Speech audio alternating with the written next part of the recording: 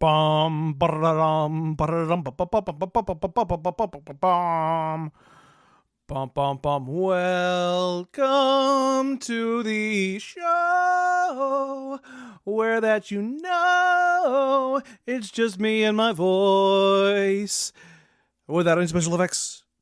It's the Geoffrey Breedwell audio cast, the audio cast where I just read the blogs, just read the blogs, just read the blogs, just read the blogs, just read the blogs, just read the blogs, just read the blogs, just read the blogs, and I just read the blogs without any special effects.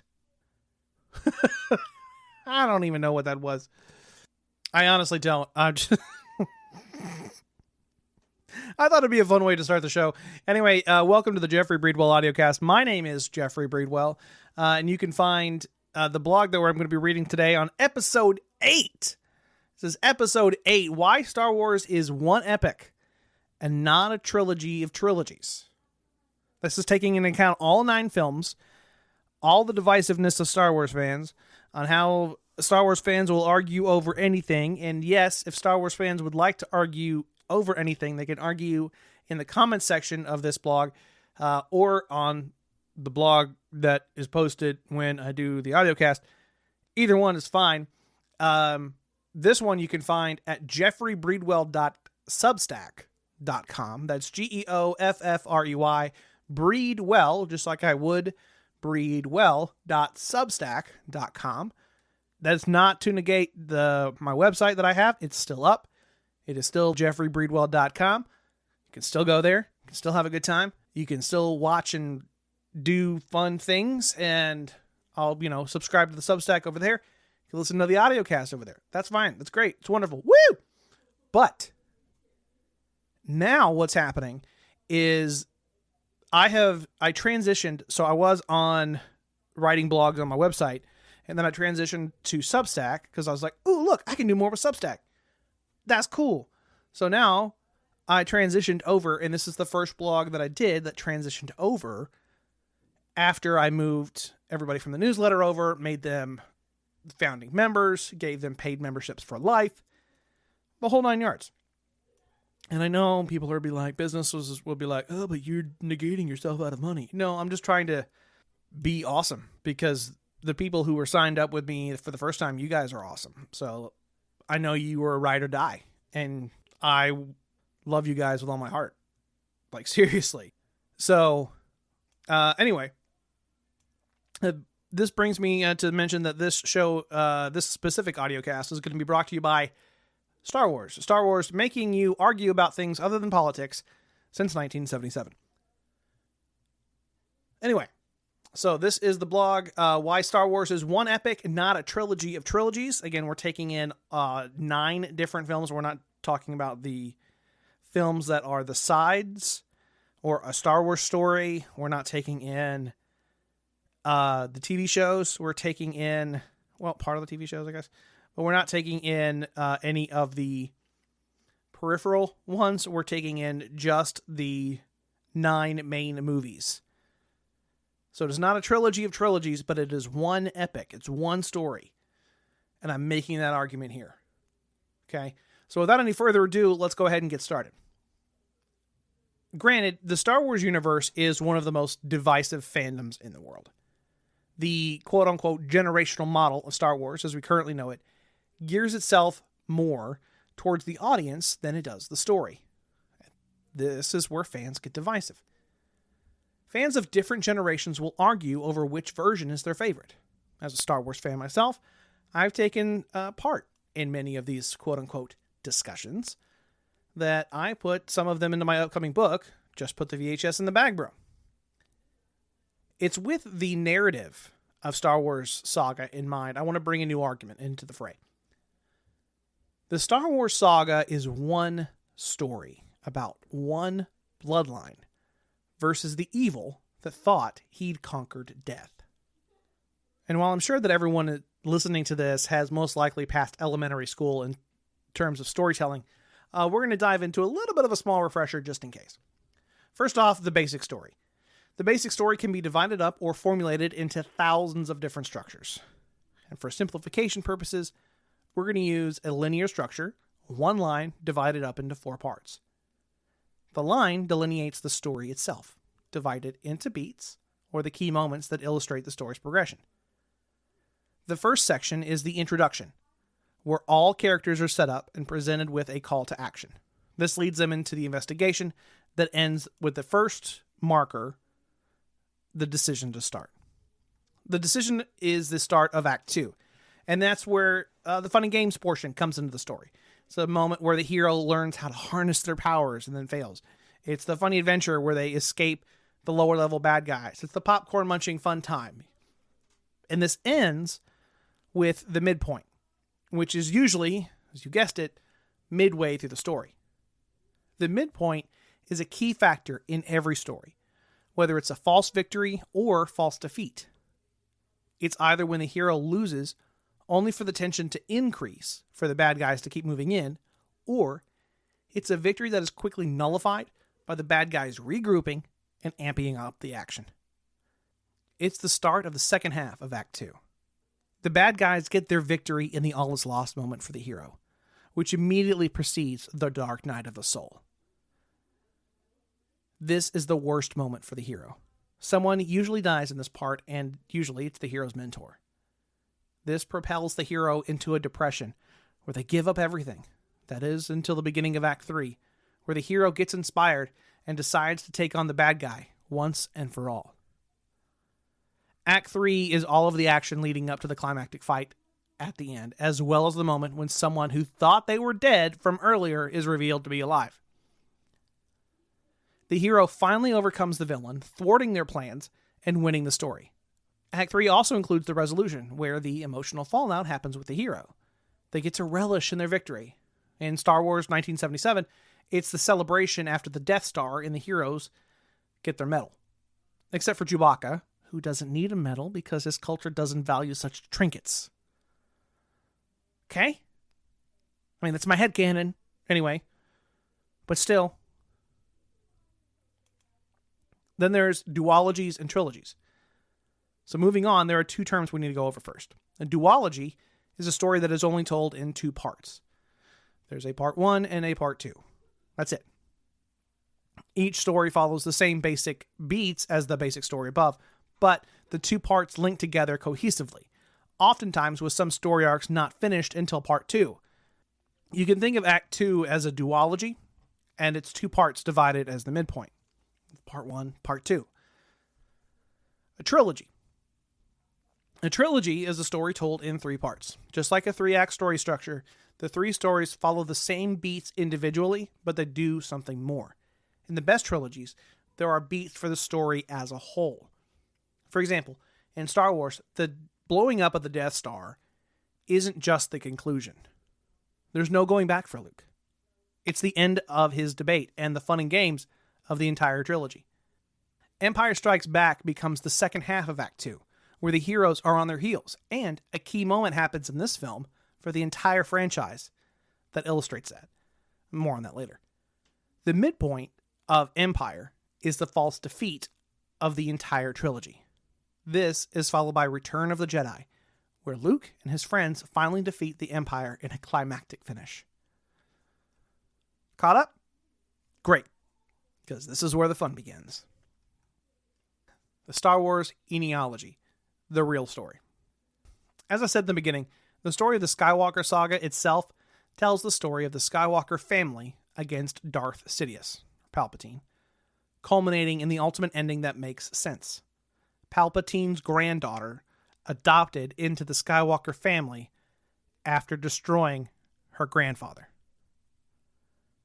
Okay, I don't know why, but I can feel the heat of some of the fans already. And before you start hating me, sending me death threats, hear me out first. Okay, the story progresses in 4 parts across the 3 trilogies.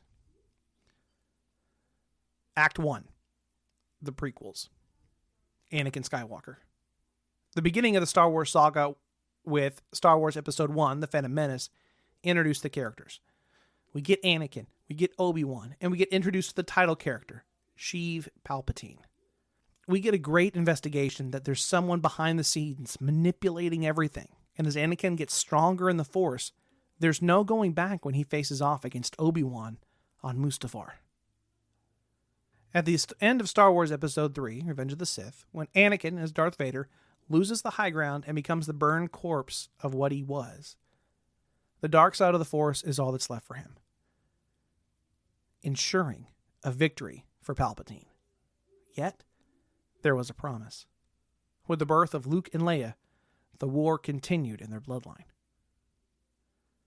Act 2, Part 1. Star Wars, 1977 to halfway of The Empire Strikes Back.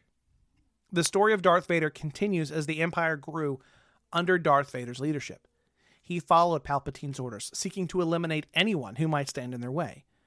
According to the comics, Darth Vader even desired to overthrow Palpatine during this time.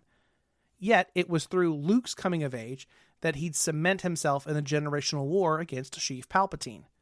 That is, until The Empire Strikes Back, when Darth Vader learns that Padme gave birth before she died. His son is the very person he's fighting against. Act 2, Part 2. Empire Strikes Back to The Return of the Jedi.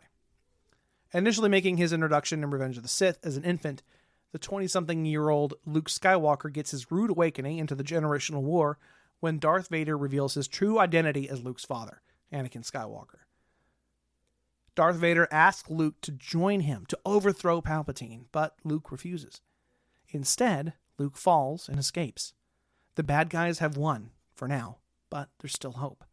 Luke decides to try and turn his father, who he faces off in front of Sheev Palpatine on the second Death Star. Darth Vader redeems himself and saves his son by killing the Emperor. This could be the end of the saga, but it's not. Palpatine was laying plans for a contingency, which he was working on in the unknown regions. For now, the rebellion rejoice. Luke and Leia mourned their father, and Luke attempted to restart the Jedi. The interim. Comics, games, TV series content. Now, in the 3 decades following Return of the Jedi, Luke trained Leia. Leia married, then divorced Han, who fathered their son, Ben Solo. He was sent to be trained by his uncle Luke at the New Jedi Academy, and Ben was a promising student, and Leia quickly tired of the politics of the New Republic, choosing to aid in the resistance as a response to the rumors of an Empire splinter returning. Meanwhile, Palpatine cheated death through his top-secret experiments in science of the dark side, where he churned out new clone bodies in an attempt to house his life force. One of these clones was Dathan Palpatine, a Strand-cast clone who married a woman named Miramir, who gave birth to Rey Palpatine. Dathan and Miramir left Rey on Jakku as a girl to keep her safe. Although they never returned, she was ultimately safe from Dathan's father's grip on Exegol, where he continued his cloning experiments.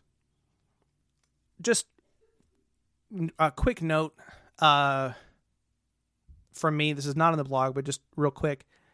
This part of the story is still being told through the stuff that is coming out currently, through The Mandalorian and Grogu, Ahsoka, and the extra series that's coming out from that takes place in the New Republic time. That's the type of story they're telling. But those stories, as they lend their details and lend their breadcrumbs, explain how all of that happened. But that's where they're going. That's the interim thing that they've already set out. But they're just explaining more of how Palpatine returned. Which leads us, again, back into Act 3, the sequel trilogy, The Grandkids. The sequel trilogy follows the Force dyad. Think of it like a duology of a Force person, kind of. Where Ben Solo and Rey Palpatine. When we see Ben at the beginning, he's not who we thought. He's the second in command of the First Order, a successor fueled by Sheev Palpatine on Exegol. The leader of the First Order was Supreme Leader Snoke, another clone of Palpatine who attempted Ben Solo away from the Jedi and ultimately led to the destruction of the new Jedi Temple. Rey, however, was just who we knew, a scavenger on Jakku. The Force came calling. It was time for Rey to learn. She leaves the planet and joins the Resistance, and battling Kylo Ren, who killed his father, cementing himself as a Sith. Rey seeks out a reluctant Luke to aid in training her, while simultaneously remaining connected to Kylo Ren through the Force dyad. Rey learns of her past as a clone, and Kylo attempts to turn her to the dark side. She resists, and like Luke before her, turns Kylo Ren. The pair travel to Exegol with the Resistance and take on Sheev Palpatine once and for all. Ben sacrifices himself for Rey, who defeats Palpatine, destroying any hope of him returning. The ultimate resolution comes at the end of the final film, when a random passerby asks Rey who she is while on Tatooine. Rey sees the Force ghosts of Leia and Luke Skywalker, who nod in agreement, telling her it's okay. Rey says she's a Skywalker, accepting the adoption into the Skywalker family and ending the Palpatine line. Final thoughts. Whether George Lucas, the creator of Star Wars, had all this mapped out when he began working on the story or not, it doesn't really matter. What matters is the genius of the story, and how we can use it to show how to carefully craft an epic saga regardless of genre. Through careful planning and outlining, telling this story becomes easier. However, one of the crutches of the Star Wars universe storytelling is how they'll tell things in the movies first and then fill in the gaps through extra world building later, through shows, comic books, comics, etc. This retcon solves plot holes and inconsistencies, sure, but it does another thing. It forces us to remember the most important facet of storytelling. Story comes first. At the time of the writing, there are several Star Wars movies in various stages of development.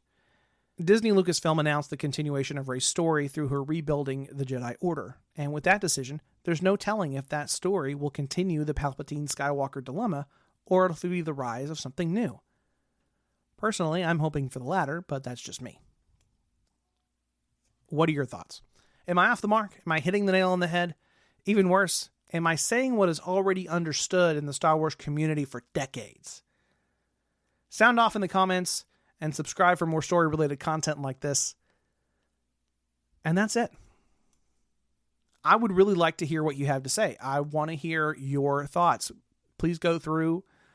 You can leave a comment for that and rant and rave. And if you want to do a death threat on me, that's cool. I'm not going to do anything. But if I'm just restating the facts of what everybody already knows, tell me that too.